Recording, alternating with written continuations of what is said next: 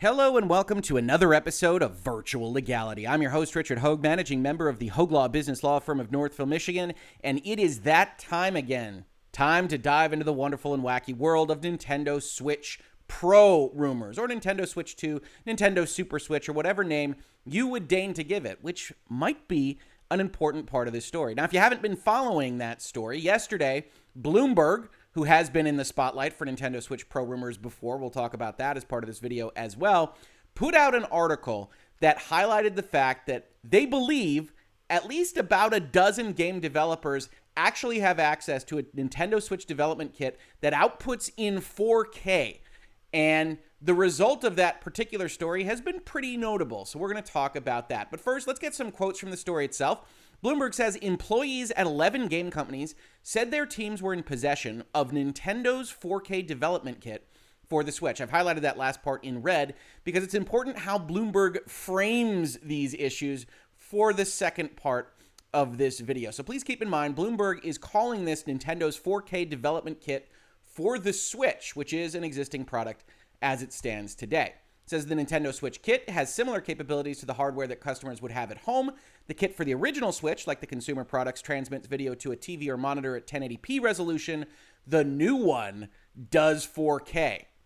But, Bloomberg notes, a system capable of handling 4K games isn't expected to be released until late next year at the earliest, people familiar with the plan said. And here's where we take a step back, as we do here in Virtual Legality, to note that this is an anonymously sourced article. And we always take those with a grain of salt because we can't tell who these people are, what their tilt might be, why they are leaking it to Bloomberg. We can't evaluate the veracity of their statements. Although, what Bloomberg has gone out with in this story, that they can identify 11 companies with this development kit, is at least a stronger stance than some of the other things that they say both in this article and in previous articles from Bloomberg that we have looked at. It should be able to be confirmed whether or not certain developers have access to this kit or not, and certainly confirmation might be in the cards because, as we'll see in this video, Bloomberg's reputation has been called into question directly.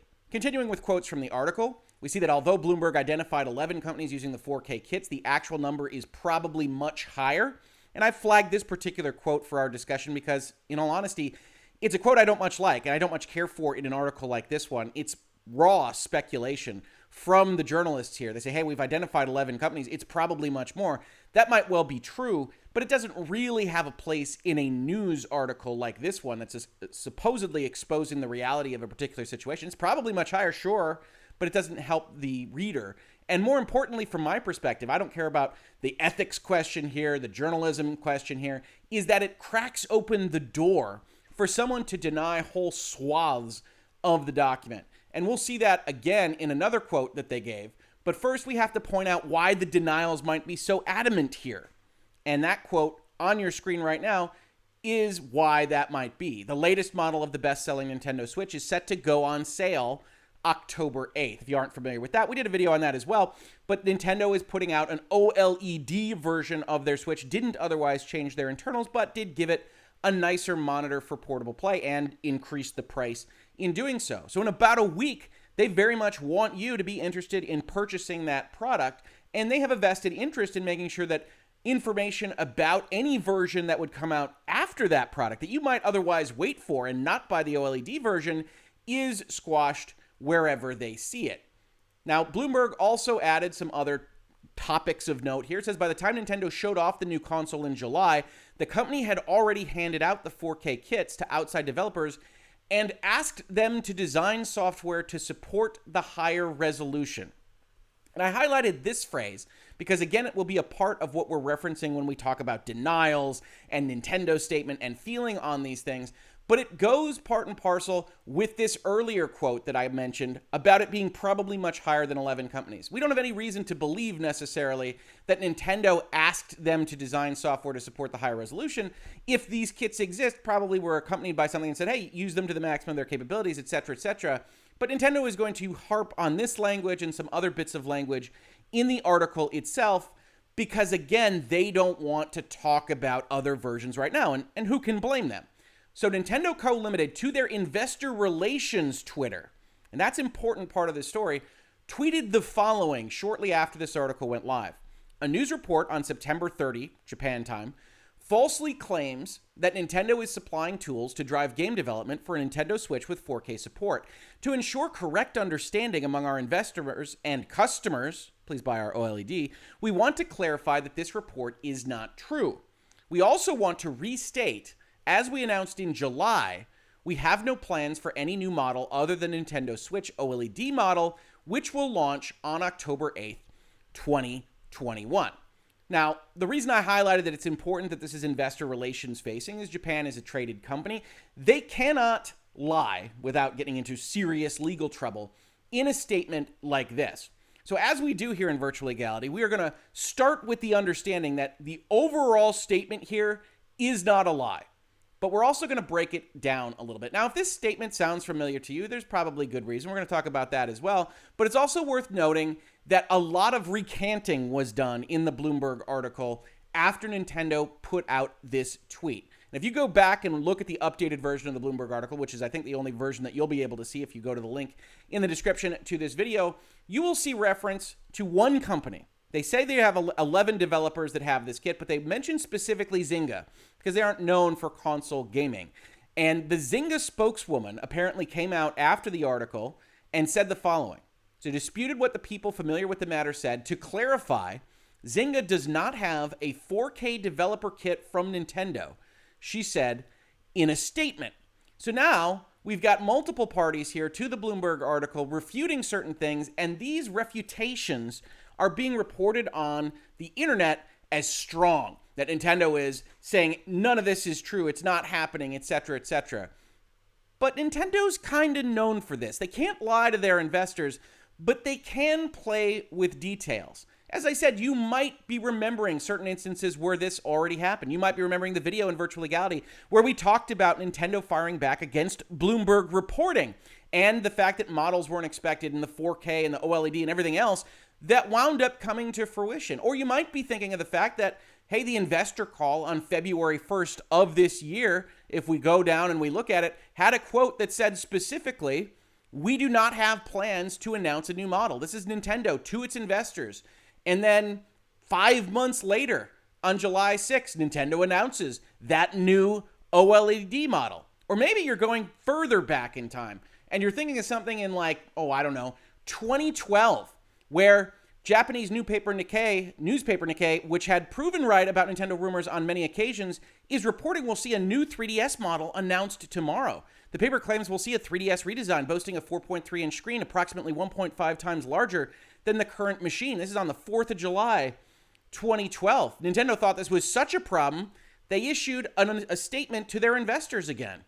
Today, Nihon Keizai Shimbun report is not announced or confirmed by our company, but is a complete speculation article of Nihon Keizai Shimbun, which contains many mistakes. Our official announcement is posted on our website, and the appearance of our presentation at the E3 show, which is the world's largest video game exhibition, is also posted on our website. However, even closer in time than that February to July gap in between them saying there wasn't an announcement of a model to be made and an OLED model being announced, only a week or so passed before Nintendo does in fact announce that supersized 3DS XL in 2012. So this is a company with a history of playing at least a little fast and loose with talking to investors, and not in a way that investors are likely to be upset about. That's important. Nintendo has a vested interest in not getting people excited about the version after the version they're planning on selling, in this case, next week. For the most part, investors want to make money with Nintendo. They're aligned. Nintendo wants to make money with the sales of their OLED model. So everybody's basically in the same boat here, except maybe the customers. Or you might be thinking about an earlier video that we did where we, again, broke down some messaging. And this was about Microsoft and Bungie. If you weren't familiar with this story, you saw a rumor posted that said Microsoft has been in talks to acquire Bungie multiple times, but they fell through each time due to Bungie's high price. And Bungie, through their CEO, Pete Parsons, saying this is false. And in this particular video, which I highly recommend if you're interested in these kinds of questions, what we did is we broke down how a flat denial actually works to not say much. When you take a statement like this and you look at it in its constituent parts, you see that saying this is false means any one aspect of the statement that you yourself made to characterize the rumored reports is false. If any one statement or portion of that statement is false, the whole thing is false. And so when we go back and we look at what Nintendo has done here, it's pretty easy to break down exactly how they could still be working on something and yet say what they are saying here in this tweet without technically lying to investors. And the reason I say it that way is not to be conspiratorial. Nintendo is fully within its own power to control its business. I would love a Nintendo Switch Pro or Switch 2 or what have you, but it'll come when it'll come. But just to point out how these statements work so that if you see a report that says, oh, Nintendo completely denies it, you shouldn't think that Nintendo isn't working on some kind of successor, whether that is an enhanced Switch, a Switch Pro, Switch 2, or something else, is neither here nor there. Nobody is silly enough to believe that Nintendo isn't working on these kinds of things. And so that's why, in all honesty, I probably wouldn't frame these statements this way. I probably wouldn't operate as Nintendo does here, but we can understand exactly what they're saying. So let's take a look at this, looking at the highlighted language, and talk about these constituent parts. So a news report on September 30, 2021, good so far, falsely claims. Now here's where you get into your first particular issue. This is a tweet, so it's got to be shorter, but when we look at what has happened here, this is Nintendo describing to you what the report said. And it's a long report. I used 7 quotes here. You saw a couple of aspects of it, but it's a longer report than all that, and a lot of extra stuff is baked in. So what Nintendo is refuting here, and this is important, is just what they summarize the report as being. And what do they summarize it as being? It says Nintendo is supplying tools to drive game development for a Nintendo Switch with 4K support. And those are all different parts of the statement that Nintendo has made. They say this report is not true. Now, are they supplying tools? If we go and we look at the Zynga denial, we'll note one thing that kind of jumps off the page. To clarify, Zynga does not have a 4K developer kit from Nintendo. Now, you remember, Bloomberg actually reported on a Nintendo Switch kit that outputs in 4K. Switch isn't referenced in this particular statement, at least as summarized by Bloomberg. And 4K developer kit could come from somewhere other than Nintendo. Are they supplying those tools? Hard to say. To drive game development is doing a whole lot of work. If we imagine that this phrase doesn't have that in there, then Nintendo would have to say we're not supplying tools for a Nintendo Switch with 4K support. That's a little bit more strict. That's a little bit easier to understand. If they say that's not true, well, that's a big deal. But we're not supplying tools to drive game development. Okay, well, now if you think about it in the Nintendo back offices, you say, okay, well, maybe we are supplying these tools as kind of future-proofing. We don't want to drive 4K game development because we're not going to have a 4K product out there for a while. It's very easy to put the memo in the file if you're Nintendo. Say, we're not trying to drive that development. We're getting clamorings from developers who want to be able to have a 4K version ready if and when we ever put a console out there. So we thought, all right, let's put these dev kits out there so that they can do this if they want, so that we can be developer friendly, but we don't want to drive game development. That's where we get into issues with Bloomberg reporting on things like this, where they say they asked them to design software to support the higher resolution. Did they? Did they not? Nintendo seems to be saying that they did not, and that's pretty understandable, but Bloomberg reported that they did. That gives them that crack in the window, that crack in the door. It says, oh, Nintendo, we didn't ever give anything to drive game development. Totally false. And they can just hang their hat on that hook of that Bloomberg sentiment. And that's how you get into trouble when you're reporting on rumors like this. And then finally, the big one, which I think other people have actually noted, is that they say, well, we aren't supplying tools to drive game development for a Nintendo Switch with 4K support. That's a very specific phraseology for what a Nintendo Switch successor might be.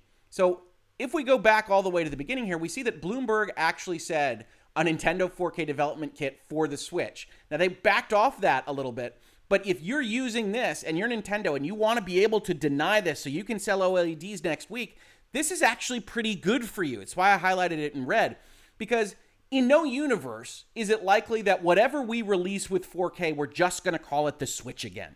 We're probably going to call it the Switch 2 or the Switch Pro or the Super Switch or the Switch Turbo Edition. Whatever it might be, it's not the Switch, which is the product that's in existence today. So once Bloomberg kind of frames it like this, it again leaves that crack in the window for Nintendo to say, oh, no. We aren't supplying anything for our current product. And I think people do kind of understand that at this point in time and don't begrudge Nintendo it essentially. But it's important to note that when you look at a statement like this, it can't be a lie. This has to be true. Nintendo isn't supplying tools to drive game development for a Nintendo Switch with 4K support, but there are so many areas in which that statement could be false that Nintendo can always say that the report that they framed in this fashion isn't true. Now, do I think that's a little bit unfair to Bloomberg? I do. I think that Nintendo in this tweet has framed the article in a fashion that Bloomberg really wasn't aimed at. Bloomberg was talking about a development kit that has 4K output. And you don't see a flat denial of a development kit with 4K output. You see all of these very specific things that Nintendo can say to their investors, all the while, in all honesty, winking, understanding that nobody on earth thinks Nintendo is just sitting back and saying, oh, that 2017 chip tech is going to carry us through for another 10 years. We're not even worried about it. We're just counting our money here at HQ, and we're not even trying to see what the future of Nintendo Switch might be. And that's why I would have probably framed this differently. I probably would have said something on the order of we're always experimenting with play, trying to make a bigger and better experience for our players, but those experiments take a long time to come to fruition, a really long time. You can't even count that far. So for right now, know that the biggest and best Nintendo Switch is coming out on October 8th. You can spend your money here. And that's probably how I would have framed it, but different companies and different folks are going to have different strategies, and I don't begrudge them that, but I do try to get better information out there for people, and I do think if you're interested in these kinds of things, it's worth noting that a statement like this doesn't do what it purports to do, doesn't do what a number of folks have reported on it doing. It mostly just says, man, I wish Bloomberg didn't put that article out, and if Bloomberg said anything that we can dispute, we can put it in a sentence like this one and dispute it all the livelong day. This has been Virtual Legality for today. If you enjoy talking about messaging, business, technology, and law, please consider supporting the channel. We've got a Patreon and other ways to support us down below, or otherwise just subscribing, telling your friends, ringing bells, upvoting, downvotes, thumbs in all directions, putting it on Reddit, wherever you might like. Every little bit helps. If you caught this on YouTube, thank you so much for watching. And if you listened to it as a podcast, thank you so much for listening. I will catch you on the very next episode of Virtual Legality.